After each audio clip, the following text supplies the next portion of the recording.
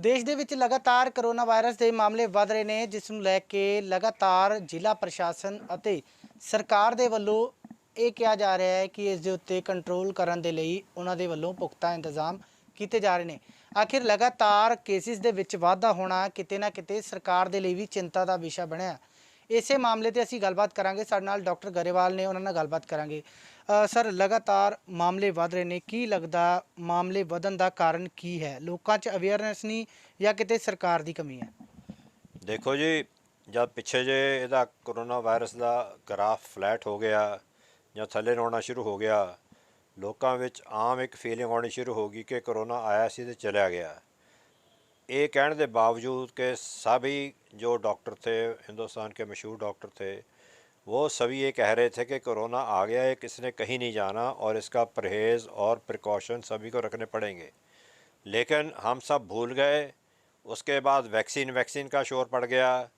वे vaccine आएगी तो vaccine से आगे सब कुछ ख़त्म हो जाएगा। इन दोनों बातों ने ये ज़िम्मेवार हैं, जिसने कि हमने सभी जो इसके प्रिकॉशन थे सभी छिक्के पे टांग दिए। उसका कारण है कि आज देश में इतनी बड़ी महामारी हुई है, हो रही है, जो कि दुनिया में सबसे ज़्यादा इस टाइम हिंदुस्तान में हो रही है। और ये बहुत अफसोस की बात है, जो दिल्ली के सीन देख रहे हैं और गाज़ियाबाद के सीन देख रहे हैं, इसको हमारे को जो पिछले साल इटली में हुआ था उसकी याद दिला दी है। पर सर, कहीं ना कहीं केसेस का बढ़ना, ये लगता है आपको कि लोग इससे अवेयर नहीं है? क्योंकि लगातार केसेस में बढ़ोतरी हो रही है और एक लोगों के मन में आशंका है कि इससे कैसे बचा जा सके। तो आप डॉक्टर हैं, कैसे सुझाव उनको दिए जा सकते हैं? क्योंकि समय समय पर सरकारें जो हैं उनको इस बात के लिए सुचेत करती हैं, उनको जागरूक करती हैं, लेकिन डॉक्टर्स भी जो सुचेत करते हैं, लेकिन वो इस सलाह को कैसे मानेंगे और उनको क्या प्रिकॉशंस रखने चाहिए? लोगों को ये गलत फहमी है कि मेरे को नहीं हुआ तो ये कुछ भी नहीं है, उसी को हुआ उसको पता नहीं क्यों हो गया। अभी भी कुछ ऐसे लोग हैं जो इसको मानने को तैयार नहीं हैं। लेकिन एक असलियत है, ये असलियत को मानना पड़ेगा और इसके सभी के सभी प्रिकॉशन लेने पड़ेंगे। ख़ास तौर पे मास्क एक पहननी जो इसके लिए है वो बहुत ज़रूरी है, वो लाइफ सेविंग हो सकती है। सबसे बड़ी वैक्सीन इसकी मास्क पहननी है। जो इसकी मास्क पहन के चलेगा उसका 50% 70% बचाव वैसे हो जाता है। और जिसने वैक्सीनेशन लगा ली है उसका 90% बचाव हो सकता है। अगर उसको वैक्सीनेशन के बाद भी कोरोना हो जाता है, उसको कोई सीरियस इलनेस नहीं होगी, उसका बचाव ही बचा रहेगा।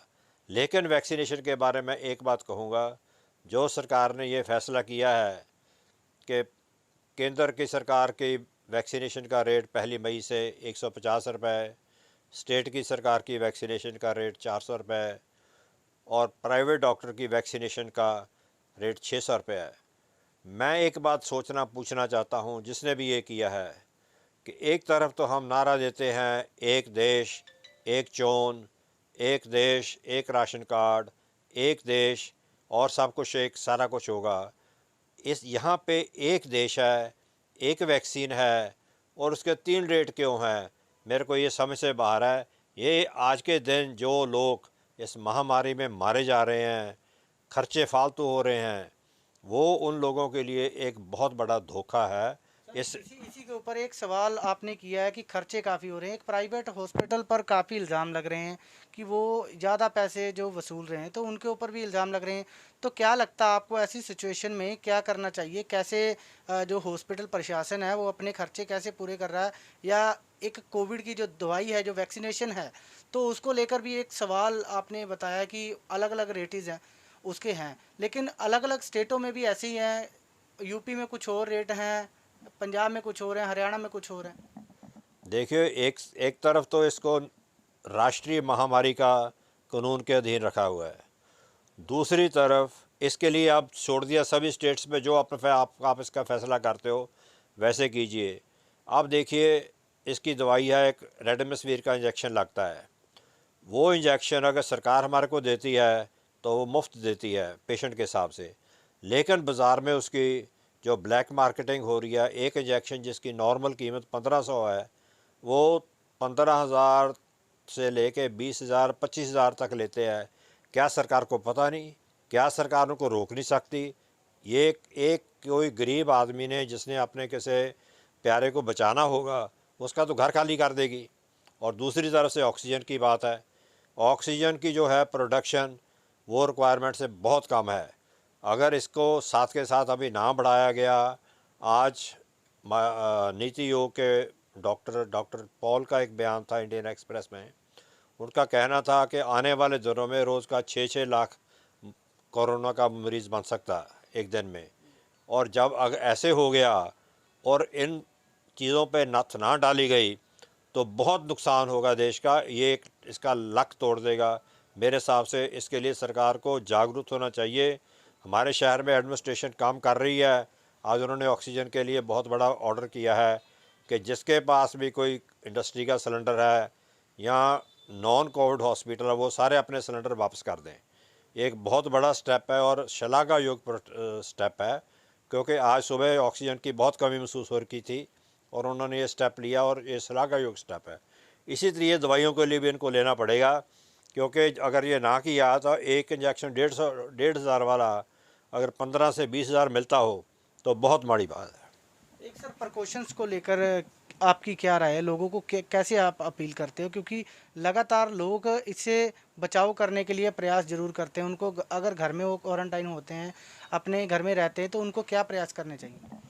देखो, घर में क्वारंटाइन जो करता है ठीक करता है, उसको अलहदा कमरे में रह के स्टीम लेके, और सरकार ये फतेह स्कीम अंदर उनको दवाई भी भेजती है, वो लेनी है। लेकिन ये जो लोगों के यंगस्टर्स के अपने कट करते हैं और ये अभी पार्टियाँ भी अभी हटी नहीं हैं, इनके जितना चेर इनको बंद नहीं किया जाता सख्ती से, तो मेरे हिसाब से अगर ऐसे हालात रहे तो मेरे को हो सकता है कि कल को जैसे पंजाब में फ़ौज में ऑफ़र किया है कि अभी हम आपकी हेल्प करने के लिए तैयार हैं, और ये ऐसे हालात भी आ सकते हैं, कोई इसके भी हैरानी वाली बात नहीं हो सकती। लेकिन सर सरकार तो कहती है कि रैलियों पर रोक लगाई जाए, लेकिन अभी भी लोग इससे जागरूक नहीं है। जागरूक नहीं जी, देखो इसको अगर इस बात को छेड़ा जाए ना तो देखो दो बड़े पाप हुए हैं। इलेक्शन रैलियों पे देश के बड़े बड़े जिम्मेदार सियासतदान हज़ारों लाखों की रैलियों को बोलते रहे हैं। अब उन जगहों पे हर एक ऑल्टरनेट आदमी को कोरोना पॉजिटिव आ गया है, और दूसरी तरफ हम इतने बड़े बड़े मेले अलाउड कर दिए हैं जहाँ पता था भी ये बीमारी हो सकती है और है। हमने जिम्मेदारी नहीं दिखाई, इसमें कोई शक कहने की बात नहीं। इसमें जो नुकसान होगा वो उनके लिए मेरा ख्याल उनकी आत्मा को जवाब देना पड़ेगा, कल को भगवान के घर में भी जवाब देना पड़ेगा। सर एक लास्ट सवाल है, लुधियाना में आज एक वीडियो सामने आया जिसमें रेडी पर और ऑटो पर जो है कोरोना पॉजिटिव डेड बॉडी को लेकर आए हैं, तो क्या सिचुएशन आप देश की देखते हो, लगातार जो मौतों का आंकड़ा बढ़ रहा है? देखो, मैं अभी बात करके बोल के हटा हूँ कि हमारी सिचुएशन जो पिछले साल इटली में हुई थी, हमारी उससे कम नहीं हो रही। ये जो आपने वीडियो की बात की, मैंने तो देखी नहीं है, अगर कहते हो ये एक शर्म की बात है। लेकिन अगर ये ऐसे जो काम चल रहा है अगर ना रुका ना, इससे भी ज़्यादा बदतर हाल होगा। हमारे को सीख लेना चाहिए, हर एक आदमी को जिम्मेवारी बनती है। आप सोचें कि डॉक्टर की जिम्मेवारी है, आपकी जिम्मेवारी है, मीडिया की जिम्मेवारी है, हमारी जिम्मेवारी से कुछ नहीं होगा। ये सभी को इसका एक मन में करना पड़ेगा फैसला कि इसको बचाना है और इसको कैसे बचाना है। अगर नहीं करेंगे तो आने वाले दिन कोई अच्छे दिन नहीं आ रहे।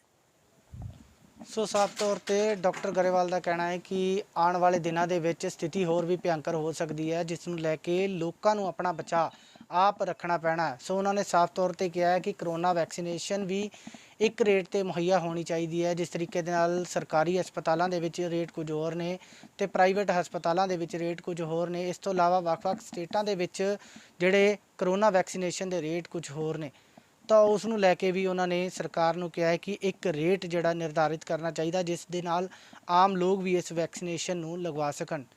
ਕੈਮਰਾਮੈਨ ਸੋਨੀ ਦੇ ਨਾਲ ਰਜਿੰਦਰ ਅਰੋੜਾ, MH1 ਨਿਊਜ਼।